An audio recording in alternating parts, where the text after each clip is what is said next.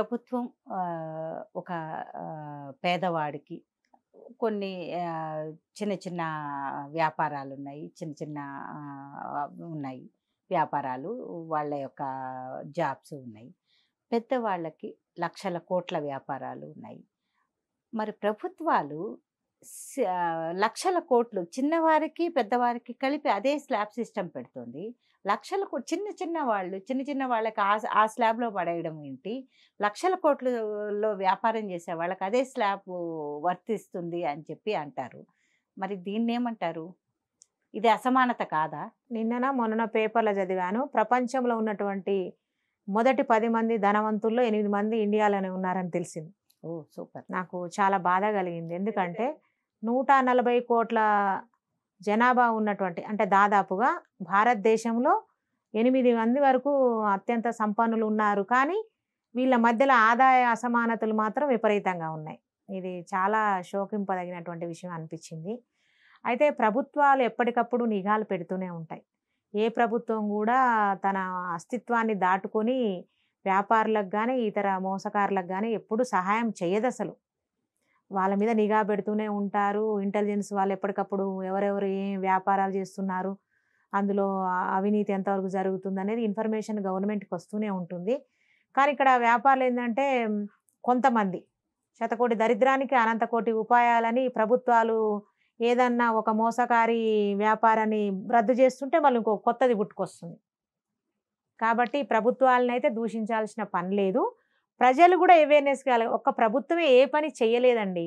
ఒక ఊర్లో ఒక సంఘటన జరిగితే ఇప్పుడు ఊరు దాటి వెళ్ళిపోతున్నారు. హవాలాలు చేసి డబ్బులు వేల కోట్ల రూపాయలు, లక్షల కోట్ల రూపాయలు తరలించేసి ఊరు దాటిపోతున్నారు. వాళ్ళకొక లుకౌట్ నోటీసో అది ఇచ్చేసేసి గమ్ముగా అయిపోతున్నారు. వాళ్ళ పాటికి వాళ్ళు ఏ లండనో, ఏ దుబాయో, ఏ ఎమిరేట్స్‌కో వెళ్ళిపోతున్నారు. హ్యాపీగా ఉంటున్నారు. అక్కడికి ఆల్రెడీ ముందుగానే తరలించేస్తున్నారు. మరి దీనికి ప్రజలని అంటే ఏంటి నాకు అర్థం కాలేదు. ఏ విధంగా ప్రజల రెస్పాన్సిబిలిటీ? ప్రభుత్వాలది కాదా అమ్మా? ప్రభుత్వాలు సరైనటువంటి చర్యలు తీసుకుంటున్నారు. వాళ్ళని అణిచివేయడానికి అన్ని సాధనాలు ఉపయోగిస్తున్నారు. ఇప్పుడు వాళ్ళు ఆధార్ కార్డు మార్చుకుంటారు, ఇంకేదైనా మార్చుకుంటారు. ప్రభుత్వం అంటే మళ్ళీ అందులో పనిచేసే ప్రజలే కదా! ఎవరో ఒక అధికారి ఉంటారు. ప్రభుత్వంలో ఒక అధికారి ఉంటాడు. తన బాధ్యత ఆధార్ కార్డు సరిగా ఉందా లేదా? పాన్ కార్డు సరిగా ఉందా లేదా? అతని ఆదాయం, ఇన్‌కమ్ టాక్స్ లెక్కలు ఇవన్నీ చూస్తున్నారు. వాటి వెనకాల జరిగే వాటి మీద కూడా నిఘా పెడుతూనే ఉన్నారు గదా! నేను అనేది ఏందంటే ఏ సంఘటన జరిగినా కూడా ఇప్పుడు ఒక డబ్బున్నవాడు కోట్ల రూపాయలు సంపాదించినోన్ని ప్రజలు పోయి వానికి దండాలు పెడతారు. దేవునిలాగా చూస్తారు. వాడు దొంగ వ్యాపారం చేసి సంపాదించిండని తెలిసినా కూడా వాడిని గౌరవిస్తూనే ఉంటారు. అరే బాబు, నువ్వు దొంగవు, అక్రమ మార్గాన సంపాదించినవు, నీ ఇంటికి నేను భోజనానికి రాను, నీ ఇంటికి నేను పెళ్ళికి రాను, అశుభ కార్యాలకు రానని చెప్పి ప్రజలు ఎప్పుడన్నా అనంగా చూసారా మీరు? ఇంకా డబ్బుతో కొనే వాళ్ళని ఇప్పుడు ఒక మీ బలహీనతే నా పెట్టుబడి, మీ బలహీనతే నా బలం. ఇప్పుడు నేను మిమ్మల్ని కొనాలి అని అంటే ప్రతి మనిషి అమ్ముడుపోతాడు. అది దేనికి అమ్ముడుపోతాడు?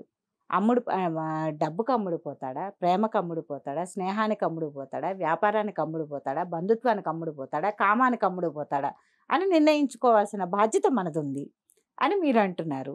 But at the same time నేను మిమ్మల్ని ఓటుతో కొనగలను, ఈ ధైర్యం నేను ఇచ్చాను.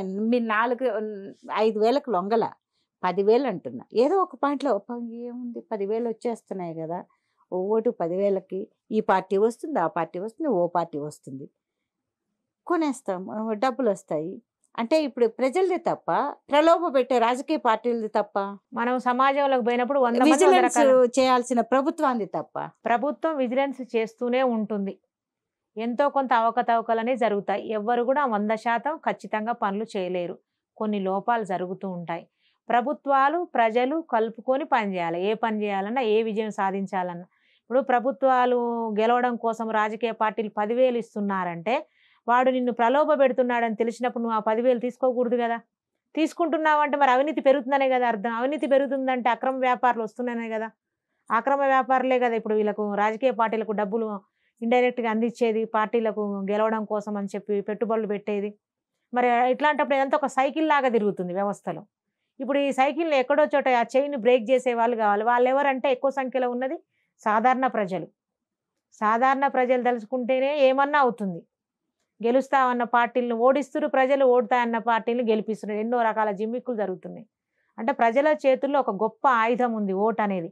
ఆ ఓటును నిస్వార్థంగా నేను నా దేశం బాగు కోసము, నా ప్రజల బాగు కోసం వేస్తున్నా, నేను ఎటువంటి పైసలు తీసుకోనని ప్రజలు ఎప్పుడైతే అనుకుంటారో అప్పుడు ఈ ప్రభుత్వాలు సక్రమంగా పనిచేస్తాయి. ఈ వ్యాపారులు, అక్రమ వ్యాపారుల సంఖ్య తగ్గిపోతుంది.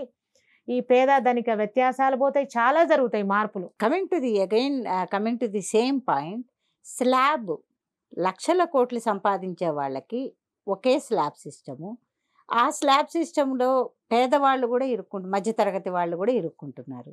ఈ ఈ ఏదైతే డిస్క్రిమినేషన్ కదా, వాళ్ళు సంపాదించేది ఎంత అండి, చాలా మైన్యూర్ సంపాదన వాళ్ళది.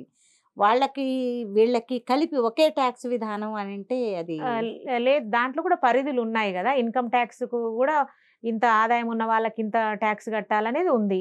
ఓకే. వ్యాపారంలో కూడా రకరకాల విలాస వస్తువులకు ఒక రకమని, చిన్న రోజువారీ వస్తువులు ఉపయోగించే నిత్యావసర వస్తువులకు ఒక రకమని రకరకాలు ఉన్నాయి కదా. తెలియక అడుగుతున్నాను. మారుతి కారు కొన్నవాడికి కారుని విలాసం అంటాము, అవునా కాదా? అవును.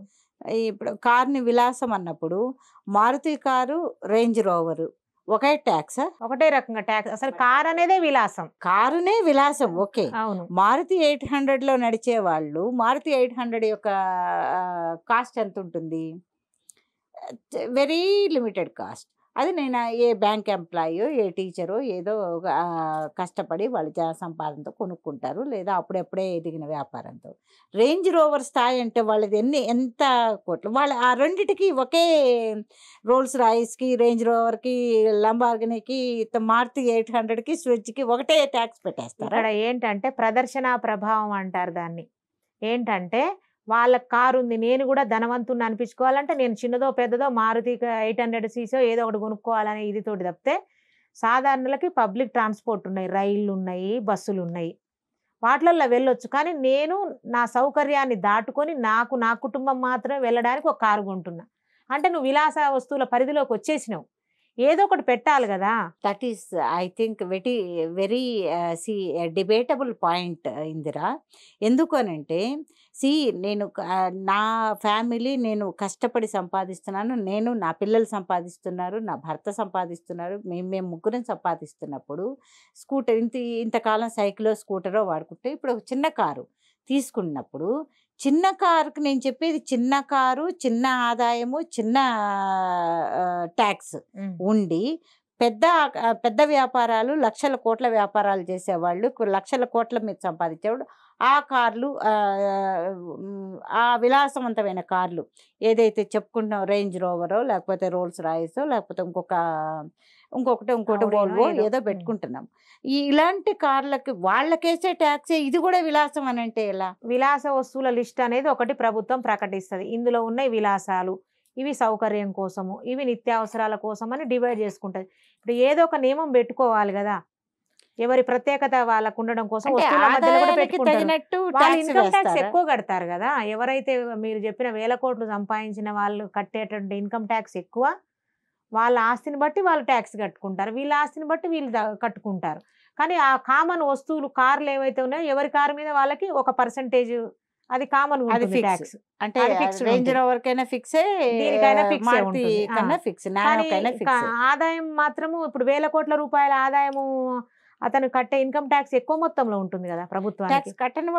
కట్టని వాళ్ళను కట్టడం కోసమే ప్రోత్సహిస్తాము, పన్ను ప్రాతిపదికను తగ్గించడం, ప్రోత్సహిస్తున్నారా? కట్టమని ప్రోత్సహించి పన్ను ప్రాతిపదిక అంటే పన్ను రేట్లు తగ్గించడం, ఎక్కువ మంది పన్ను పరిధిలోకి వచ్చేటట్టు చూడడము, ఇవన్నీ చేస్తుంది ప్రభుత్వం.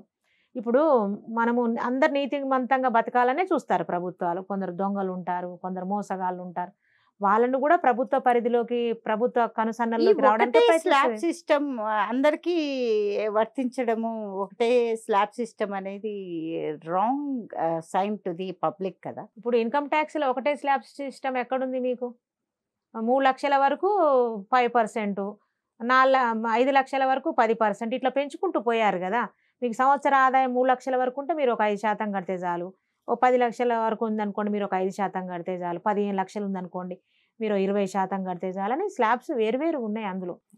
కాకపోతే ఏంటంటే ప్రాపర్టీలలో కూడా మనకు వేరువేరుగా ఉన్నాయి. ఇప్పుడు అంతెందుకు, ఇల్లు ఉన్నాయి, 45 లక్షల లోపల ఇళ్ళకు ఒక రేటు, 45 లక్షలు దాటిన ఇళ్ళకు ఒక రేటు, పన్ను విధించే విధానాల్లో అంటే అవి విస్తృతంగా ప్రజల్లోకి రాలేదు, తెలియలేదు ప్రజలకి. మరి అది తెలియలేదు.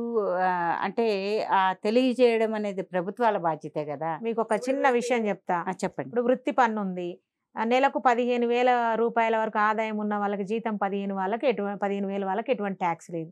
15,000 రూపాయల నుంచి 19,900 20,000 వరకు, 15,000 రూపాయల నుంచి 20,000 వరకు నెలకు 150 రూపాయలు వృత్తి పన్ను కట్ చేస్తారు.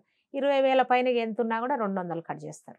అంటే వేరు ఉన్నాయి. అంటే 20,000 రూపాయి 200 పెరిగింది అంటే రూపాయికి అక్కడే కదా తేడా వచ్చేది. స్లాబ్ సిస్టమ్ అనేది ఎక్కడో చోట ఫుల్ స్టాప్ పెట్టాలి, ఎక్కడో చోట విభజన చెయ్యాలి కదా. అంటే స్లాబ్ అంటే అది 100 నుంచి 1000 వరకు ఇంత, 1000 నుంచి 2,000 వరకు ఇంత, 20,000 వరకు ఇంత, 20,000 నుంచి 40,000 మీరు చెప్పింది ఎంత. ఇప్పుడు ప్రభుత్వాలు కూడా ఏం చేస్తాయంటే ఇప్పుడు 20 ఏళ్ల క్రితం ఆర్థిక పరిస్థితి వేరు, అవసరాలు వేరు. ఇప్పుడు సమాజం మారింది. ఒకప్పుడు ఫోన్ లేకుండా మనం బతికినాం. ఇప్పుడు ఫోన్ అనేది నిత్యావసర వస్తువుల కంటే కూడా ఎక్కువ అయిపోయింది. పడుకునేటప్పుడు బాత్రూంలో కూడా ఫోన్లు పట్టుకపోతారు. అంటే ఇట్లా ఏది అంటే ఎక్కువ ఖర్చు పెట్టాల్సిన పరిస్థితి వచ్చింది. ఎందుకంటే ప్రజల కోరికలు పెరిగినాయి, వాళ్ళు రకరకాల పనులు చేసుకుంటున్నారు, డబ్బులు సంపాదించుకుంటున్నారు. దాంట్లో భాగంగా ఈ స్లాబులు కూడా రేట్లు పెరుగుతాయి. కొన్నిటి మీద పెరుగుతాయి, కొన్నిటి మీద తగ్గుతాయి. ఇప్పుడు నిత్యావసర వస్తువులు అనుకోండి, వాటి మీద విధించే పన్ను శాతాలు తగ్గిస్తారు. ఎక్కువ మందికి అవసరమయ్యేది ఒకటి, అది అత్యవసరమైన దాని మీద పన్నుల భారం తక్కువ ఉంటుంది. అత్యవసరం కానిది విలాస వస్తువు, అది లేకున్నా బతకగలిగే వస్తువు ఏదైతే ఉంటుందో దాని మీద ఎక్కువ పన్ను ఉంటుంది. కానీ స్లాబ్ సిస్టమ్ని కొంచెం సవరించాల్సిన అవసరం ఉంది అని సామాన్య ప్రజలు యొక్క భావన. అంటే సామాన్య మధ్యతరగతి ప్రజల యొక్క భావన. ఎందుకంటే బలైపోయేది వాళ్ళే.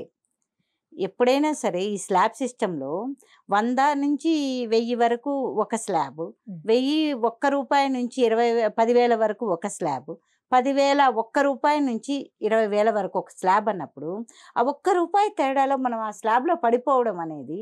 ఇప్పుడు మాకు కరెంటు కూడా అదే ఉంది. స్లాబ్ సిస్టమ్ 100 యూనిట్ల వరకు ఒకటి, 100 దాటిన తర్వాత 200 యూనిట్లకు ఆ స్లాబ్, అంటే 100 యూనిట్ అయినా కానీ 200 రూపాయల స్లాబ్లోకి పడిపోతున్నాము. దానివల్ల అభద్రతాభావము, మనం ఎక్కువ కడుతున్నాము, మనమే దోచుకోబడుతున్నాము అనే భావన ఎక్కడైతే ప్రజల్లో కలుగుతుందో దానికి కాంపన్సేషన్గా ఈ ఓట్ల రాజకీయం ఎప్పుడైతే వస్తుందో దానికి ఆటోమేటిక్గా మన దగ్గర నుంచే దోచుకుంటున్నారు వీళ్ళు. మరి వాళ్ళ దగ్గర నుంచి వచ్చినప్పుడు మనం తీసుకోవాలా అనే ఆలోచన కూడా ఇలాంటిది సిస్టమ్ వల్ల పెరుగుతుంది కదా. తీసుకున్నాక మళ్ళీ మీరే ఇవ్వాలి కదా ఇండైరెక్ట్గా. ఇప్పుడు మా దగ్గర నుంచి దొబ్బుతున్నారని చెప్పి తీసుకుంటున్నారంటే మళ్ళీ రేపు ఆ భారం పడేది కూడా మీ మీదనే. ఇంకొక మాట అంటే అంతేగాని ప్రభుత్వంలో ఈ స్లాబ్ సిస్టాన్ని సవరించాలా అన్న ఆలోచనని మీరు సమర్థించరు. ప్రభుత్వంలో ఎక్కువ మంది ఉన్నదే, ఇప్పుడు ప్రజలలో ఎక్కువ శాతం ఉండేదే మధ్యతరగతి ప్రజలు ఉంటారు ఏ దేశంలోనైనా. పేదలు తక్కువ మంది ఉంటారు, ధనికుల సంఖ్య తక్కువ ఉంటుంది. అత్యధికంగా ఉండేది మధ్యతరగతి ప్రజలే. ప్రజలు ఏం చేస్తారంటే ఒక దేశం యొక్క రాజకీయ, ఆర్థిక, సామాజిక, వైజ్ఞానిక, సాంస్కృతిక ఈ అన్నిటి కూడా కాపాడేది మధ్యతరగతి ప్రజలే. కింది వాళ్లకు విలువలు తక్కువ అంటారు, సాధారణంగా పై వాళ్ళ స్థాయి వాళ్లకు విలువలు పట్టించుకోరని అంటారు. అసలు సమాజాన్ని నడిపించేదే మధ్యతరగతి ప్రజలు. మరి మధ్యతరగతి వాళ్ళకి ఈ స్లాబ్ సిస్టమ్ బాధుడు ఎందుకు? ఎందుకంటే ఇప్పుడు ఎక్కువ మంది ఎవరి పరిధిలోకి వస్తారు, ఎక్కువ మంది వాళ్ళ ఆదాయం ఎక్కడ మనకు సోర్స్ ఉందని చూస్తారు తప్పితే మధ్యతరగతి ప్రజలు ఎక్కువ మంది ఉన్నారు. ప్రభుత్వం మరి తప్పదు కదా. ప్రజలలో 50 మంది బీదలు, 50 మంది ధనికులు ఉన్నారు, 200 మంది మధ్యతరగతి వాళ్ళు ఉన్నప్పుడు ఆ పరిధిలోకి వచ్చేది మధ్యతరగతి ప్రజలే కదా. సవరణలు చేస్తున్నారు. ఈ సవరణల్లో భాగంగా ప్రభుత్వాల దృష్టికి మీలాంటి అధికారులు, మీ పై అధికారులు ఒక అప్పీల్, సామాన్యుల నుంచి ఇలాంటి అప్పీల్ వస్తుంది అని మీ పై అధికారుల నుంచి ఒక చట్టసభల్లోకి తీసుకెళ్తే, అంటే ఒక అమెండ్మెంట్, స్లాబ్ సిస్టమ్ని సవరించాల్సిన అవసరం ఉంది అనేది గనక మీలాంటి వాళ్ళు చేస్తే సామాన్యులు, మధ్యతరగతి వాళ్ళు బ్రతుకుతారు. దగ్గర మా తల పెట్టినాం. అంటే మేము ప్రజలకు సేవకుల స్థాయిలో ప్రస్తుతం ఉన్నారు కాబట్టి మీ వంటి జర్నలిస్టులు, మీ వంటి విలేకరులు ఏం చేయాలంటే ప్రజల తరపున మీరు పిటిషన్లు వేయడము, రిక్వెస్ట్లు చేయడము, ప్రభుత్వాలకు మీరెందుకు పంపించకూడదు? మీరు పంపిస్తే మాలాంటి అధికారుల స్థాయిలో ఉన్న వాళ్ళు ఏం చేస్తారంటే చర్చలు పెడతారు, మీటింగ్లు పెడతారు. పెట్టినప్పుడు ఇట్లాంటి సమస్యలు ఉన్నప్పుడు ఏం చేయాలన్నప్పుడు ఎవరికి దోచిన సలహా వాళ్ళ మేము ఇస్తాం. మీ మెడ మీద కత్తి వేలాడుతుంటుంది ఎప్పుడు కూడా ఓకే. మేము ప్రజలకు సేవకులం. ఓకే. ప్రజల కోరికల్ని మేము గౌరవించడానికే ఉన్నాం. ప్రజలందరూ మనం అవేర్నెస్ తీసుకురావాలి, మీడియా అవేర్నెస్ తీసుకురావాలి. ఈ స్లాబ్ సిస్టమ్ మీద కొంచెం సవరణ చేయాల్సిన అవసరం ఉంది. తద్వారా మనం రాజకీయ నాయకులకి, ఎమ్మెల్యేలకి, ఎంపీలకి, ప్రభుత్వాలకి మనం ఇచ్చి మనం కేంద్ర ప్రభుత్వంలోనూ రాష్ట్ర ప్రభుత్వంలోనూ అది చర్చించే విధంగా మనం అది అమలు జరిగే విధంగా మేము చూసుకుంటాం. చెప్తున్నారు.